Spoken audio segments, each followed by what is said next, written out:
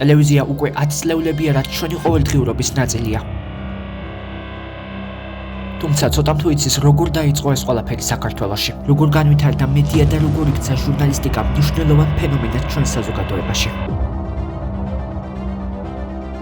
მოდით ერთად გადავხედოთ ქართულ მედიას და მის ისტორიას. Გამარჯობათ ამხანაგებო. Გამარჯობათ. Добрый вечер, уважаемые телезрители. Გამარჯობათ, ძვირფასო მეგობრებო. ქართული ტელევიზიის ისტორია 1956 წლის 30 დეკემბერს იწყება. სწორედ ამ დღეს გავიდა ეთერში პირველად სატელევიზიო გადაცემა. ერთი კამერა, ორი წამყვანი და 15 თანამშრომელი. შავ-თეთრი გამოსახულება, სოსტი ხმა და ერთი პატარა სტუდია თბილისში. ასე დაიწყო ის, რაც დღეს თითქმის ყველა ოჯახში გვხვდება. მედიამ პირველად შეძლო ერთდროულად მიეტანა ხმა და გამოსახულება საზოგადოებამდე. წარმოგიდგენთ პირველ კამერას, რომელთაც მოამბემ დაიწყო მუშაობა. ეს არის კიევ 16U. ესე იგი უნივერსალური. რატომ არის უნივერსალური? იმიტომ რომ ორი ობიექტი იქნა, აი ესე ვატრიალებდით გადაღების დროს. როდესაც ვიწყებთ ჩვენს რეპორტაჟს, თბილისის აეროდრომზე ეშვება თვითმფრინავი მოსკოვი-თბილისი რეისი 925. 1994 წლის 1 ივნისიდან ეკრანებზე ეროსი კიწმარიშვილის მიერ დაარსებული ტელეკომპანია რუსთავი 2 ჩნდება. რუსთავი 2 მალევე იქცა ერთ-ერთ ყველაზე ობიექტურ, კრიტიკულ და გავლენიან მედია საშუალებად.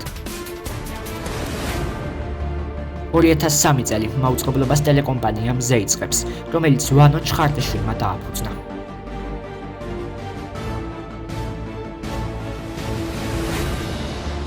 დიდი დანაკარგი ჩვენ საზოგადოებას აქვს, ეს არის იმედი, რომელიც სუსტად ალბათ აი ამ სტუდიაში უნდა გაჩნდეს.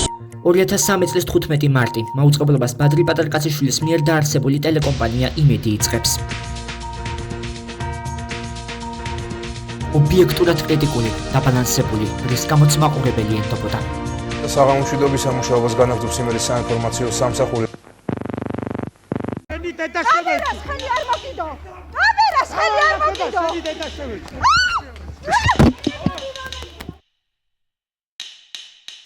მედია მისი კრიტიკული პოზიციის გამო ძალიან ხშირად ხდება ხელისუფლებისა და საზოგადოების ღია თავდასხმების სამიზნე.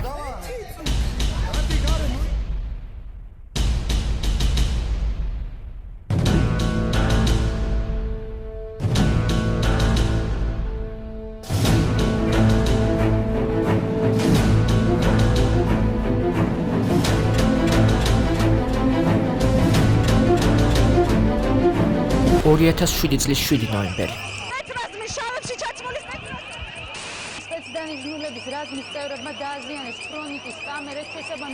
მიუხედავად იმისა, რომ ცემა ჟურნალისტებს არც რუსთაველსა და რიყეზე დაკლებია, მედიის სამაგალითოდ დასჯა საღამოსთვის დაიგეგმა. ხელისუფლების მორიგი მსხვერპლი ტელეკომპანია იმედი აღმოჩნდა. ტელეკომპანია იმედში შემოიჭრა სპეცდანიშნულების რაზმი.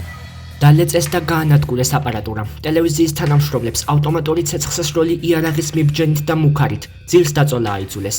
იმედის მაყურებელი ტელევიზიის განადგურების ოპერაციას პირდაპირ ეთერში უყურებდა.